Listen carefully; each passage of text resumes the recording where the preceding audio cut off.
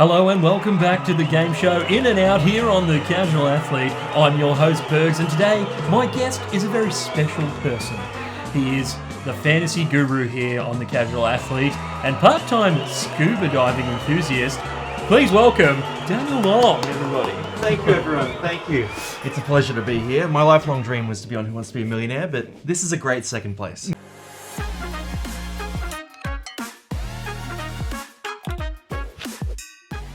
Today, guys, we're going to be going through the teams that are 4th to 13th on the ladder as the 6 points that only separate those teams at the present time. And up first, we have my North Queensland Cowboys. And I tell you what, Dan, they've got a bit of work to do, but I can see them getting in there. Can you? I'm going to give them a soft in. So I'm going to call it a C+ grade. I think the Cowboys have been in fantastic form recently. They've got Tamalolo, who's got a small injury right now, but he's coming back. You know, Cotter will be back out of Origin as well. A lot of guys coming into form. Nanai's back. A lot of those young guys are playing well. Lukey's out for a bit, but I like the shape of this roster, and I think there's no reason why they can't make a run and push for one of those 8th or 7th spots. Yes, definitely. I think the fixtures are going to come into play here as well with harder fixtures like the Broncos, Eels, Sharks, and Panthers. Yep. And then we've also got a few easier fixtures with the Tigers, Titans, Seagulls, and Dolphins on the roster there. You said a soft in. Now, I'm thinking, gun to your head, if you said to me right now, Cowboys, are they making the 8? No. Okay. There you have it there first, guys. Cowboys, unfortunately, not going to make the 8 this year, thanks to the guru. They got a chance. But Up next, currently, we have the Manly Seagulls, and they're a very interesting team at the moment with no Tom Trbojevic. Thoughts on the Eagles at the moment? It's a firm out. We watched them the other night, and look, they just struggled to score points. Like, Garrick is a fantastic replacement fullback. Probably the best backup fullback behind Joey Manu in the NRL. So, now he's going to do a job, but they just rely so much on Tommy Turbo. And Josh Schuster, we need to see more from him. He's got to be a consistent source of attack and creativity in that team for them to be anything. And look, we haven't seen that from him this year. Yeah, they're going to be strong, but not strong enough, I think. I think the teams that they have to play coming up, the Roosters twice, the Sharks, Penrith, the Warriors are also a tough team to beat this year. They do have some easier fixtures with the Tigers, Cowboys, Dogs, and Dragons, but I just don't see it happening without Tommy Turbo, unfortunately. Manly fans are going to have to weep for another year. Next up, we have the Roosters. Now, the Roosters are the juiciest prospect, possibly one of the biggest disappointments this year to this point. Where do you see them fitting into this finals picture? Yeah, I just want to call out that we did call it preseason as well. We said their forward pack was very shallow, very, very soft compared to previous years, and they weren't going to be the same team. And look, they've been worse than we expected, even though. For them, it's hard to say it because I don't like them, but there are worlds where they make a trade for Ben Hunt. You know, maybe send Sam Walker or send Gus Crichton, who's sort of out of favour to the Dragons, which is a good deal for the Dragons. So if they got Ben Hunt, obviously they're in. But that's a bit of an outside shot. Yep. More generally, I'm gonna say in. I'm gonna say in for the Roosters. I think they're gonna make it. Yeah, they're just too good on paper. I mean, they've released Matt Lodge now as well, though. So I'm hearing talks they could release Suali'i as well early, and I think that would be a bit of a blow. I know he hasn't played that well this year, but you can't deny that he's got superstar talent. I don't know why they don't just play him on the wing. Like, he's a transcendent winger, phenomenal in the air, great finisher, puts shots on. He's been nothing at centre. Yeah. He's not a centre. He's almost a turnstile at centre. Doesn't know what he's doing. It's a tough spot to play when you're a winger. Yeah, it's very tough. I think it's only going to get tougher with the Roosters. They're playing the Broncos, Rabbitohs, Eels, Manly twice. I think being Manly twice is kind of hard as well, and the Storm. So finishing off the year with some very hard fixtures, and at the moment it's looking a little bit dicey for them. They've signalled their intent. So Kiri's got a broken jaw and he's still playing.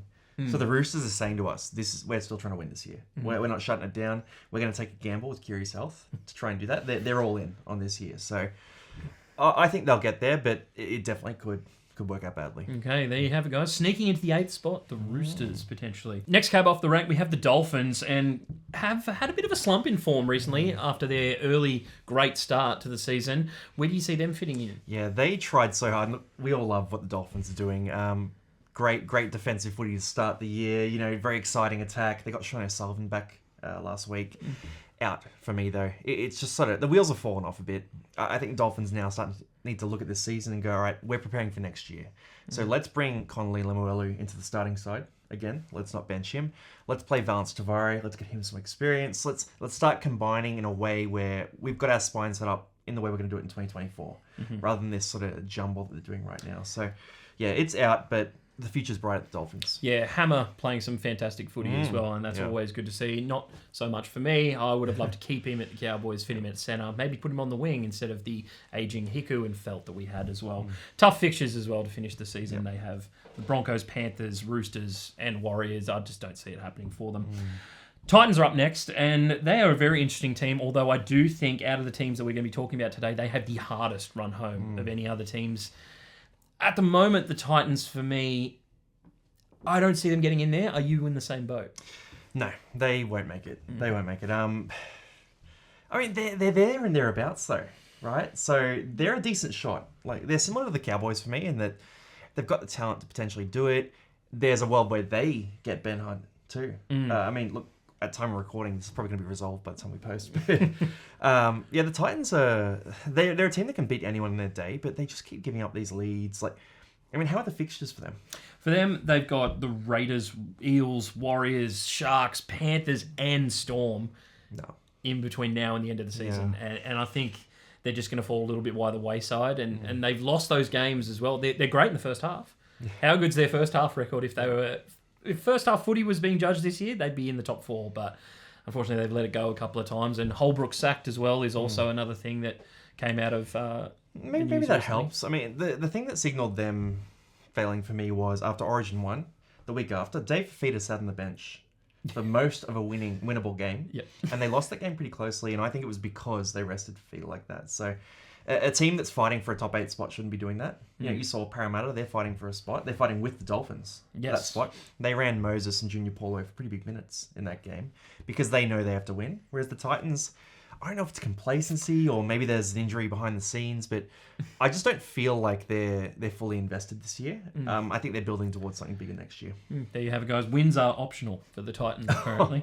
Next up is the Sharks, currently in 8th position at the time of recording. The Sharks are kind of the team that are known to me as they have easier fixtures across the entire season. They had it last year, and this year they haven't really got the hardest run home as well with the Warriors, Panthers, Rabbits, and Raiders, and then they've got easier fixtures like the Dragons, Titans, Cowboys, Manly, and the Knights. So you'd think that they'd win most of their games. Are they making the 8 though? Firm in. And look, I don't think they're a threat in the finals. I just think they're too one-dimensional in their spine. Like, you know, guys like Brayley, Moylan, Kennedy, they're doing a great job. But when it comes to a tough game against, you know, one of the top 4 sides like Panthers, Broncos, Storm, even Warriors or Parramatta, I just think they're a bit too easy to shut down. And we saw that when the Storm destroyed them a couple of weeks ago. Yeah, a bit too light on forward pack numbers, I would say as well. I think their depth the in edges the are good. Has been tested. Good, but yeah, it's the middle. But there we go. The Sharks getting in this year, but unfortunately not going all the way. Rabbitohs are up next, and they have a mixed bag of fixtures. I would say the Warriors, Broncos, Sharks, and Roosters are harder games for them. I only put the Roosters in because those games can also get a bit dicey, and we've seen that in the past. And then they also play the Dogs, Tigers, Dragons, and Knights as well to round out the season. For me, the Rabbitohs are in, right? They're in. Yeah, for sure. I mean, look, the tricky part about this is Latrell is out to round 21. So... if they got another injury to the spine where, say, Cody Walker went down, we're having a different conversation. But Cody is so durable. His form is so consistent for a guy.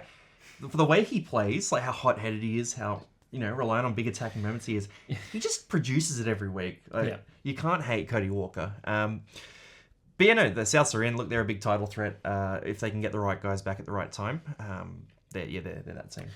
I do think they're going to exceed expectations and make top 4 as well. I do think that they need that kind of safety net as well, because if they're in a position where they need to win an elimination game, it could get a little bit dicey with those hard heads in the team like Cody Walker and Latrell.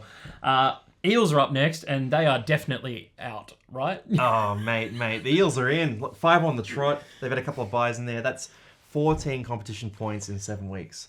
Parramatta, the demise of Parramatta was greatly exaggerated in that they were losing a lot of games early in the season with a very limited forward pack. You know, there were periods where we were missing our entire starting forward pack, right? And they were losing games pretty closely. big moments. We lost the game to the Sharks. I think it was 30-26, something like that. There are a lot of just that Storm game to start the year. Harry Grant scored that try and golden point. A lot of close games where if we had our full pack and you add in Offa Hengawi as well, then Para would be sweet. So look, firm in for me. The question is whether they're a title threat, and Dylan Brown is the answer to that question. If Dylan Brown's playing, the back line's better for Para this year. The forward pack's coming together nicely. The halves are playing great footy. Brandon Hands, he's a little downgrade on Reed, but Gutho's in career best form right now as well. So, yeah, if Dylan Brown can come back, this is a team that could push into probably the top 4 of the finals there. That's probably where they go out on odds, but you never know what happens in the finals. Yeah, look, I do agree with you in saying that it was exaggerated. I think a couple of bounces of the ball, a bit of luck goes your way. Yeah. Those games could easily have been won. The Eels, for me, are a top 4 side at the moment. They're playing footy effervescently. No, I'm being serious. Yeah. They love spreading the ball. They love sharing it around, sharing the love. So many people scoring tries, and they're the second best attacking team in the competition at the moment, and it's no secret second best there. points differential as well. So, I mean, a lot of people were sleeping on the Eels, and I think they're going to get there. Next up here on the ballot, we have the Raiders, and right now they're sitting in a precarious position, holding down that 8th spot. Where do you see them finishing, though? Oh, mate, this season and their club as a whole, losing Whiten next year, they could fall off big time. They're out for me. It's just, there's not enough going on there for them to make the finals, and they would have needed Savage to come in and sort of hit some of that best form for them to be a threat in my eyes. I do find it interesting that Savage hasn't ended up making it into the team. They're persisting with this Sebastian Kris at fullback thing. I'm not sure he's the best fit for there. He doesn't necessarily run it out hard. He doesn't really set up his, outside men. It's one of those things where I think Savage with a bit of extra speed would be a bit more dangerous. Agreed. Their run home isn't too bad. Actually, the Raiders have the easiest fixtures this year as well, as far as season draw is concerned. So the Warriors, Storm, Broncos, Sharks, and then, winnable games like the Titans, Dragons, Knights, Tigers, and Dogs. I just think with the fixtures that they have, they've got to be in. I do see them winning more games than losing games to finish the season, but we've seen with Canberra that they can tend to fall off in games and towards the end of the season as well. The last one that we have up here, probably the most interesting team of the year, is the Warriors. Probably the surprise packet of the season. Are they in? Are they staying there? They're top 4 right now. Do they continue? They've had a few games recently where they've come out, looked really dodgy for the first 10-15 minutes, and then just steamrolled teams. Like the Raiders a couple of weeks ago were all over them. And then they just came out and steamrolled them like 30 points. Same against Dragons. So, look, the Warriors, I can't pinpoint where they'll fall off. Just because, it's a forward pack-driven team, and you've got such depth in that forward pack. So, Josh Curran comes in and basically replaces anyone in that starting side if there's an injury. Nia Corey, he's suspended every second week, but they've got good backup options there. So, unless there's injuries, I don't see them falling off. And even you look at Egan's so important to them, but Freddie Lussick's done a job for them too. The only issue for them is Sean Johnson's in near career best form, which is crazy. It must be good for Warriors fans to watch. But if he were to get hurt, they just don't have another half who is a genuine halfback. Like Luke Metcalf, fantastic form. Love him. Got him in fantasy. I'm loving life. But he's not a halfback. He'll rack up 15 kick meters a game, and he's not really steering the team around. Same as like Tamari Martin. He's pretty experienced, but he's not a halfback. Ronald Volkman, he's not shown it yet. Like, if Sean went down, the Warriors would go down. But without that, I think they're in for sure. And I don't know, they get RTS next year. That's kind of more what I'm thinking about for them as a title threat. Yeah, definitely. Yeah, he comes in and, whew, it's juicy. I think it would be so good for the Warriors to finish in a spot where they can get a home final. Ooh. Like, after the years that they've spent away from home. The fans deserve it. Yeah, to get a final game in New Zealand this year would just be a tremendous achievement for them. Do have some harder fixtures coming home. The Rabbitohs, Eels, Sharks, and Raiders. So there's a couple of winnable games there. I think the way that they're playing, that you probably have them as favourites in a couple of those games. But for me, it's about whether top 4 or bottom 8. I don't think they're missing the finals this year. Let's think about those games too, because you mentioned the Eels. They play the Eels without all the Origin players. So that'll be an Eels team without Moses, Dylan Brown, Junior Paulo, whereas they're at full strength. So I think they'll win that one.